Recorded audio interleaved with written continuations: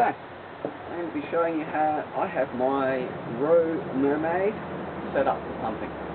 Okay, to begin with, the Mermaid has a very, very slight camber through the deck. It has a very mild concave for locking your feet in, but not too extreme. This isn't downhill. Other than that, okay, the row Mermaid has carbon fibre that makes it, very nice, but it's not necessary. You can pump any deck. Some decks are easier. This is designed for pumping. But anyways, key to getting a good pump to begin with, experiment with your wedging. I've got this set up with 15 degrees in the front, and in the rear I have got 7 degrees of D-wedge. The extra riser you see there just keeps the back the same height as the front. The front I have wedged at 15 degrees, and I have enough riser there to stop wheel bite, because the last thing you want to do is be pumping very hard, you do a big hard turn, you get wheel bite, and off the board you go. This way I have it has enough angle to be turning, and it has enough height to not get wheel bite. I have running a Bennett Vector 5.0 or 125mm. I like the size of this. You don't really want to run something like a Randall 180 or whatever for pumping. I mean, they can be pumped. This pumps a lot easier. In the back I have a seismic truck with green springs, 105mm, and I basically have, the thing is that even with the green springs, which are quite a mild spring, this is still quite a hard turn compared to the Bennett, which is a very, very, very easy turn.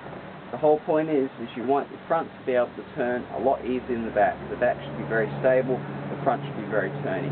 This allows you to initiate a pump from pretty much a standing start. It always helps to kick along, but even as you see here, just doing this, I get going. Maybe you didn't see that, I don't know if it went off screen. But anyway, point being, any deck that's wide, that has a certain amount of real estate at the front, putting your foot, you want your foot to be pretty much right over the front truck, or just back a little bit, depending on your style of preference. That's why I've got the toe stop, because that just gives your foot a guide so that you can lock it in. Basically the foot locks into there, because I'm going to put it up on that side, and that gives you also something to press against. You'll notice a lot of slalom riders who are the kings and queens of pumping, they basically have a toe stop there, and they often have a block for their back foot, and the thing about having that is that it also locks your foot in. With long distance pumping, you're less concerned about maximising every single thrust than slalom guys. It's a little bit cruisier than that, but still this really maximises your efficiency. Beyond that, I also have harder wheels in the front than I do the back. I'm running a Biltins, which are really, really grippy. These are 75A, really quite soft and squishy. I've got gumballs in the front, 78A. I used to have gumballs all around, but I did find that the gumballs sometimes would slide out a little bit when I was getting a good pump on. A Biltins grip really, really well. You can see by the width of the lip there, the fact that they've got a very sharp lip, a very big contact patch. These guys grip. The gumballs, they're a hard Duro 78A. They're very quick. That's what you want for the front. Basically, that's it. You want front wedged, back de-wedged, enough riser to keep the back as high as the front, enough riser to make sure you don't get wheel bite, soft Duro bushings in the front, harder Duro bushings or springs if you've got a seismic truck in the back. Beyond that, that should make virtually any board pumpable.